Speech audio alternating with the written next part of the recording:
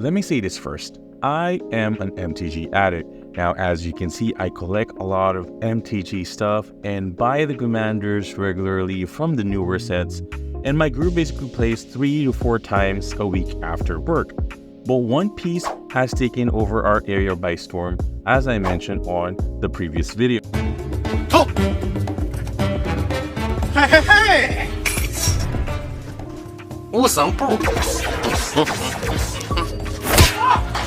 Now, One Piece is still growing, and as of October 2023, a lot of new cards have been previewed for OP06, and the OP05, which was released in the Japanese version, is nearing its English release in December. Now, with the new starters too, with SD12, Zoro, and Sanji, there are a lot of hype for newer players, as this is kind of like their gateway to get into the TCG. But one of the side effects of its popularity is that those that treats TCG as investments are starting to buy these cards up. But before we continue, let me ask this question. Do you invest in TCGs or you just collect and play? Let me know down in the comments below on your thoughts on that one, and let's proceed. As you can see on the screen, I am currently on TCGPLAYER, and this is kind of like my main basis for the price, as majority of the shops around me, whenever I buy or try to sell something, they refer to TCG. eBay sometimes can get erratic with their make offers, and some of the prices kind of like change a lot in a short span of time. But with TCG, it kind of like a race to the bottom on most of like the sellers. But one that is very noticeable is the increase of price on the manga art cards. And the first one we're going to talk about is the Sabo manga art for the OP05 Kingdom of Intrigue. And as you can see, when I got this card,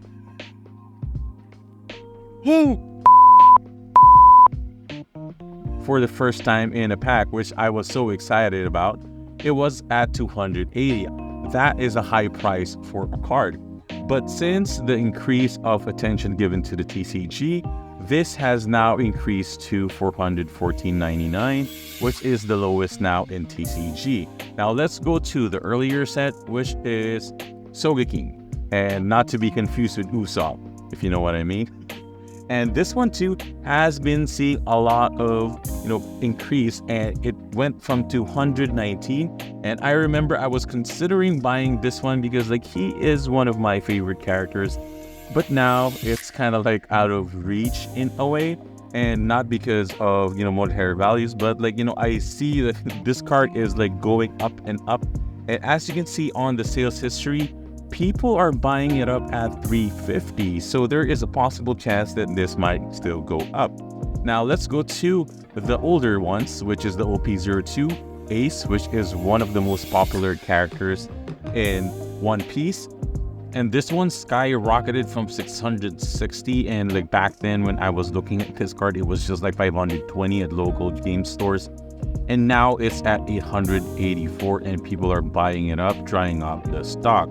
And this one like is still out of reach of like some of the players that I know. And this could already be 4 decks in the TCG if you do want to play competitively. But if you're a collector, then like you could pick this one up. And as you can see, like the latest one that was picked up was $700, and the lowest one now that is currently listed is $884.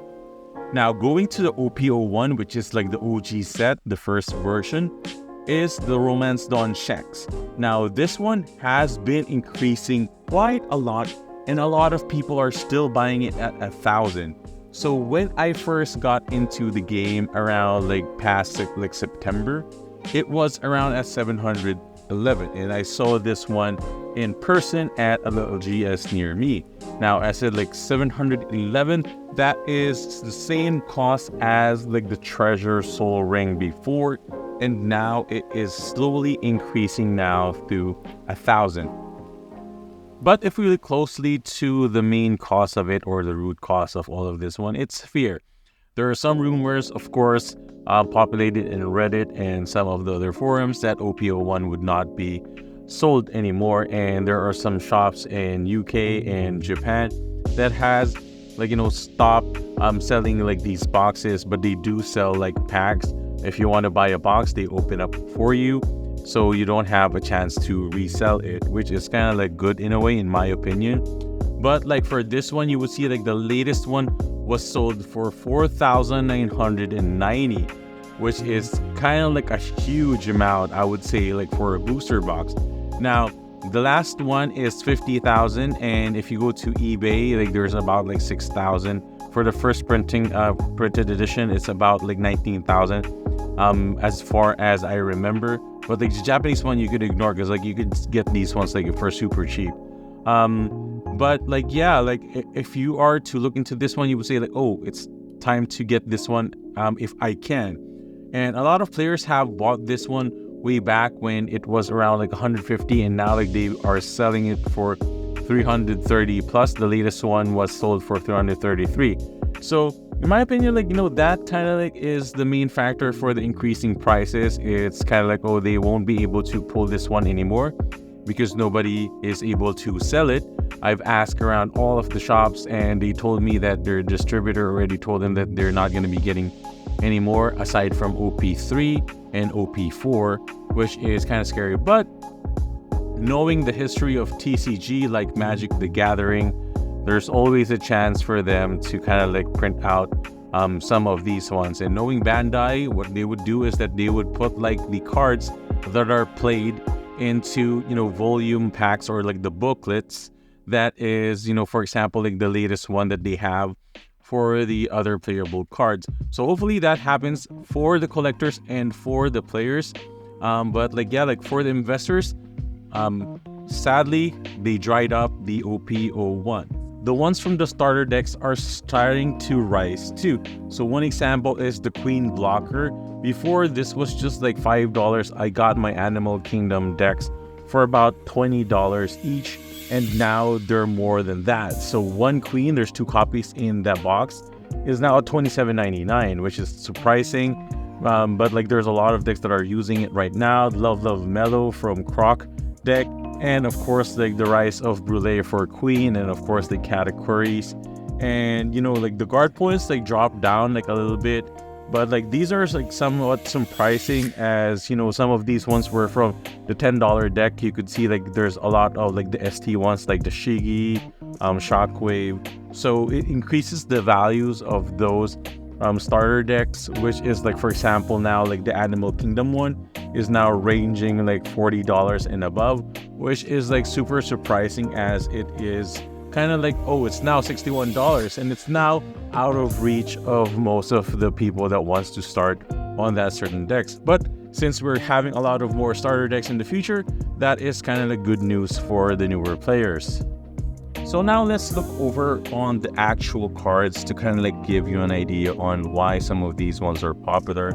And this is highly subjective, so this is just based on my opinion. Now, I do have here an OP01 like Roronoa Zoro like leader card, and as you can see, like the foiling on this one is spectacular.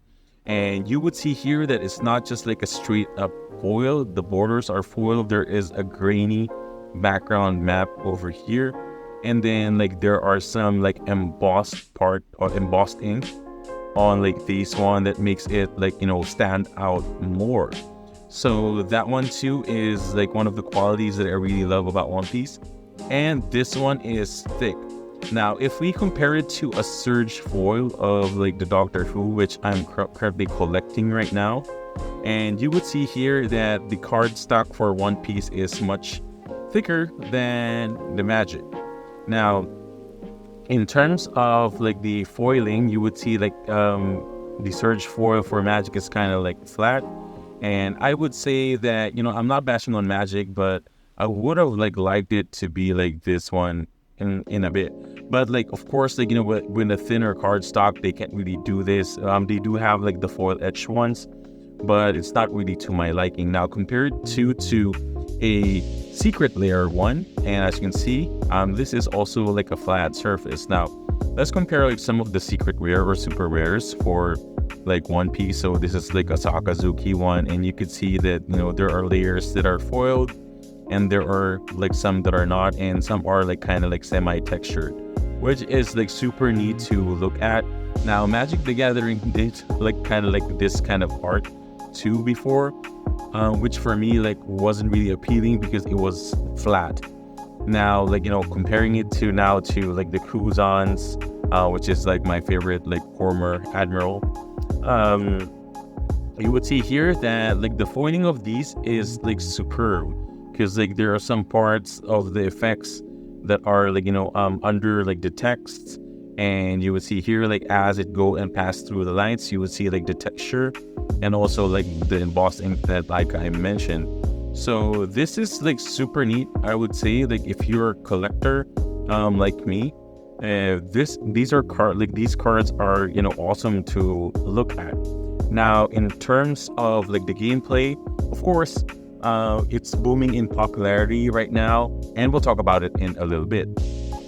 So I mentioned before about like the gameplay, and on a previous video I said that like, you know, the tournaments now are kind of like booming, and before at our LGS it was just like 12 to 32 players random count. Now it's always at 40 to 50, which is the, you know, pleasant sight to see, meaning a lot of new players that are excited for the game. And of course, like the anime being that the Gear 5 Luffy was just like 2 months like back.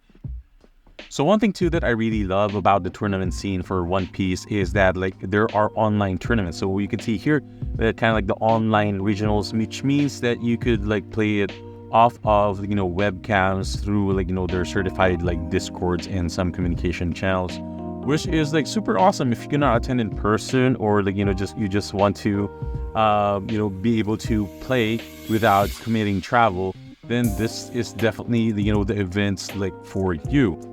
And with all of these tournaments happening, one of the most popular ones are the winner cards, and these are from like the tournament like packs, which differs in like volume depending on the availability on some of the organizers. And the one that was like most popular, like at least like on my circle, was like the Otama card, which is like highly used in the red decks.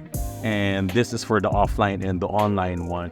And this have like the golden winner stamp, which is kind of like your badge of honor if you win a tournament. So there's a lot of players that are really trying to deck out their decks, as, you know, like if they have like a variant of like the winner, they buy it out and they put it in their deck. But of course, like a hard-earned one is more satisfying, you know, at least in my honest opinion.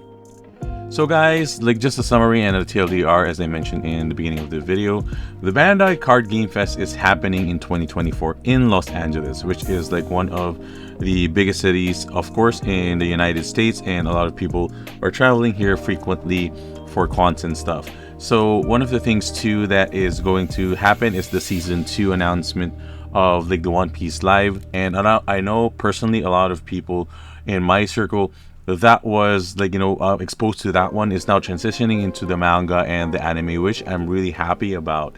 And of course, like the items that are being released, like, you know, in succession, like the OP05, the OP06, the starter decks, which now allows like more players to get into it. And of course, the Gear 5 Luffy that got like the hardcore ones like really excited about.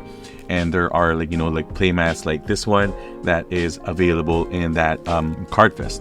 And one thing too that I hope that, you know, Bandai doesn't do like a massive reprint in a way just to protect the second market, but put in the playable cards in kind of like collector volumes that people could buy, like, you know, for cheap, kind of like how they do for some of like the earlier cards, like for example like the Philnami, the Thunderbolt, like in different arts that they have.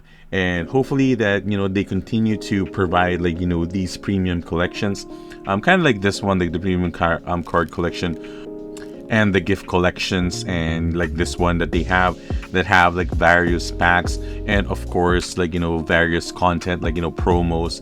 So it would kind of like entice more collectors as well as some of like the people that are like playing the game to get into the game more. And of course more Dawn cards. I would say like the official Dawn cards are awesome, kind of like this Luffy ones.